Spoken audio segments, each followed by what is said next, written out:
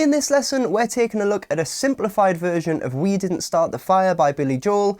I really want to keep this nice and beginner friendly, so we're only focusing on the main sections, and I've removed a little bit of intermediate content so that you can just enjoy jamming along with the track and developing your skills without there being too much technical stuff to think about.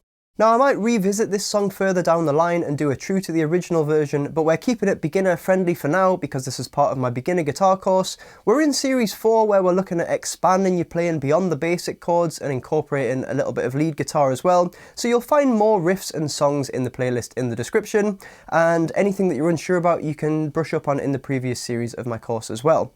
We're going to start with the chords and the strumming and then add the lead stuff on top, so let's dive in. So the first thing that we hear in the song is the main riff, but the main riff is actually the same chords and the same melody as the chorus. The only difference is that a guitar plays the melody in the riff, whereas he sings the lyrics in the chorus, but the melody is exactly the same. So chords wise, we're going to be starting with 2 bars of D, followed by 1 bar of E minor, and then 1 bar of C. So with a single strum and counting, that would sound like this. We'd have 1, 2, 3, 4, 1, 2, 3, 4, then E minor, 1, 2, 3, 4, 1, 2, 3, 4, so D, 2, 3, 4, 1, 2, 3, 4, E minor, 2, 3, 4, C, 2, 3, 4. Now I've seen other people teach this song online and they actually teach it as 1 bar of G first. So it'll be 1 bar on each chord of G, then D, then E minor, then C. And that is a really common chord progression, and I actually used to teach this song like that. But doing the research for this video lesson, it definitely sounds more like 2 bars of D to me. So I would stick with the 2 bars of D, but if you prefer the sound of the G chord instead, you can totally use that. It's hard to say for definite which one it should be because there's a lot of synths and stuff going on. It's all in the mix and there's not really like an official rhythm guitar part. So you can just use whichever one you feel sounds best. I can hear the bass playing a D, so I prefer using 2 bars of the D chord rather than 1 bar of the G and then 1 bar of the D, but go with whichever one you prefer the sound of. In terms of strumming, you want to be using the Old Faithful strumming pattern. That works really well in this song. I did a video on this in series 1 of the beginner's course, but I'll pop a card to the link to that lesson if you're unsure about how that goes. But it's essentially the down, down, up, up, down, up, good old faithful strumming pattern.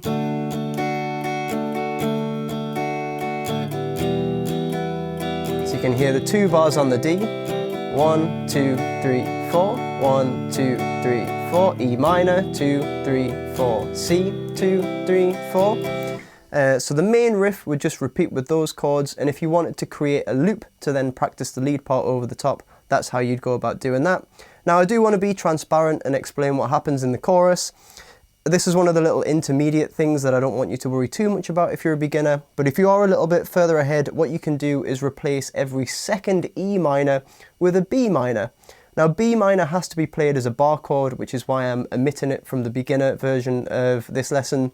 But really, if you have experimented with bar chords before, you could do 2 bars of D, then the E minor, then the C the first time, and then the second time it will be 2 bars of D, then B minor, then C. But of course, if you are a beginner, just play the basic chords, leave out the bar chord, and enjoy jamming along to the song. It'll still sound absolutely fine. Moving on to the verse section now, and this time we do want to include the G chord, but the rest of the chords are all still the same. So we've got 1 bar of G, 1 of D, 1 of E minor, 1 of C. So 1, 2, 3, 4, 1, 2, 3, 4, 1, 2, 3, 4, 1, 2, 3, 4. And this is an example of what's become known in recent times as an axis progression, which is basically a really famous chord progression that loads of pop songs use.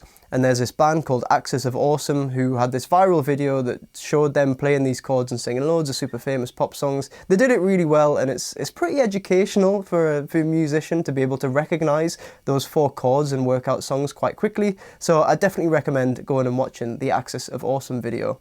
But this is an example of one of those progressions. As I say, we've only got 1 bar on each chord. It's a pretty simple progression, but the interesting thing comes about when we talk about the strumming. So let's have a chat about the right hand now. So because we're only moving between two sections with pretty similar progressions, you want to be changing up what's going on rhythmically to really make those sections sound different from one another. So we've already talked about using the Old Faithful strumming pattern in the main riff and the chorus sections, but for the verse I want you to change it up completely by doing something called accenting the backbeat. So if you don't remember from the rhythm lessons, the backbeat is beats 2 and 4 in a bar, which is normally where the snare drum hits, and we're just going to do a single down strum, then a mute, only on the backbeat. Okay, so we're not going to strum on beat 1, we're going to strum down on beat 2, we're not going to strum on beat 3, then we're going to strum down on beat 4. So if I give you an example of this just with the G chord and the count, it's going to sound like 1, 2, 3, 4. Then we move on to the D chord, do the same thing.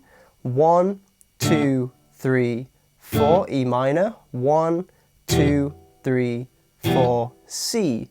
2, 3, 4. G, 2, 3, 4. D, 2, 3, 4. E minor. 2, 3, 4. C. 2, 3, 4. Now it's really important that to get the effect right for this strumming pattern that you definitely strum on beats 2 and 4 and not beats 1 and 3. But if I just practice it on its own with no sort of rhythmical context, it just sounds like this. And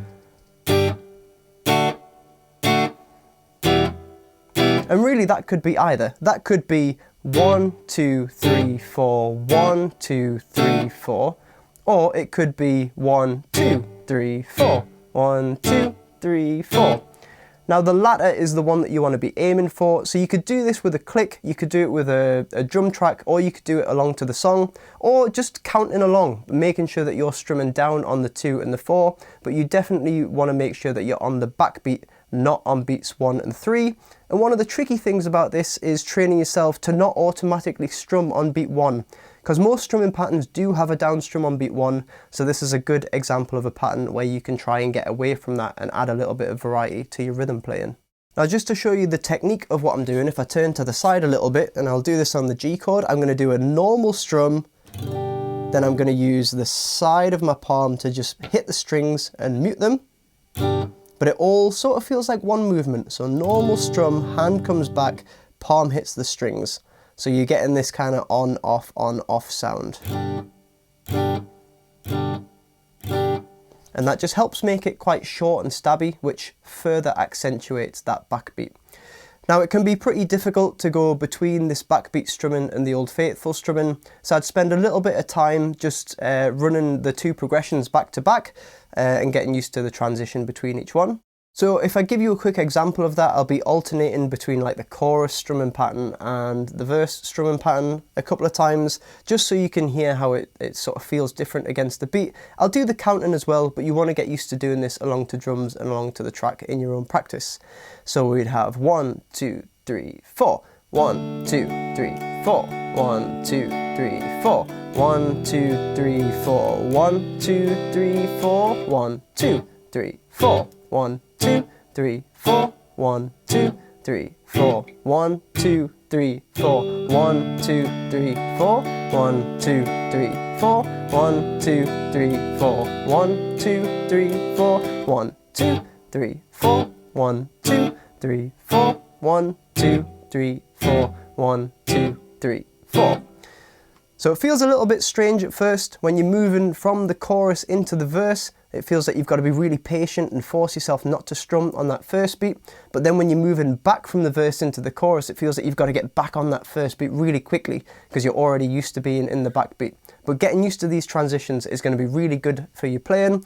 And yeah, as I say, it just helps mix up the sound of the different sections, helps separate them out in the overall sound of the song, and adds a lot of groove to your playing. So there's a few little ideas for the strumming patterns of this song as well.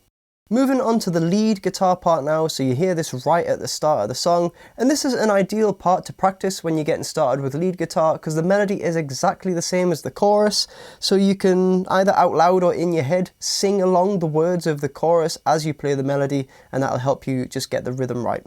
So there's only 5 notes in this melody, so it's not too difficult. You've just got to make sure you play them in the right order and with the right rhythm.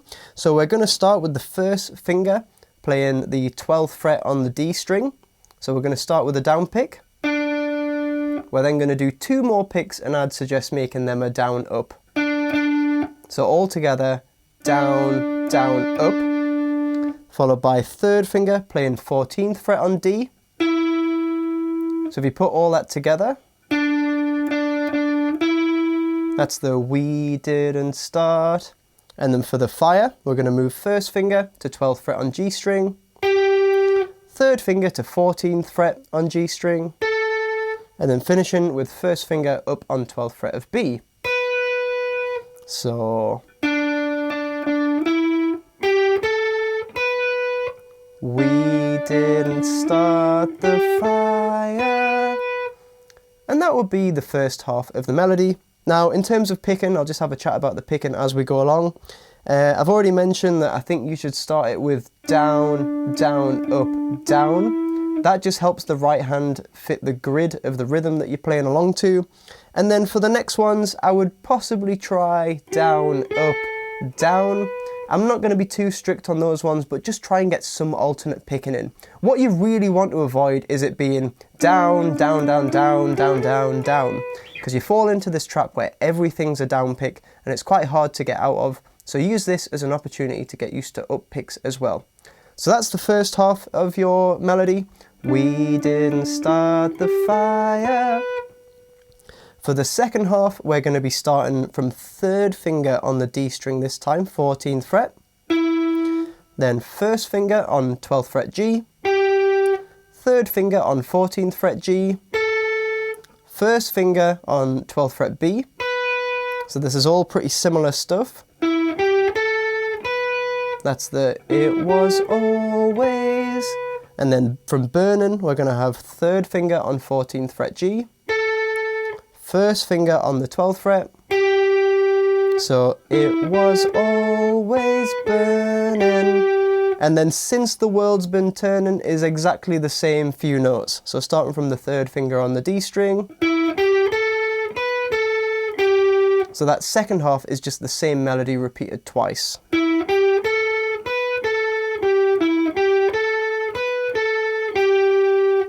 It was always burning since the world's been turning. And you can see that my right hand's mainly doing alternate picking here as well. Down, up, down, up, down, up, down, up, down, up, down, up. So again, more opportunity to try and include some alternate picking just to help you play and develop. But if you put all the melodies together, you would get this.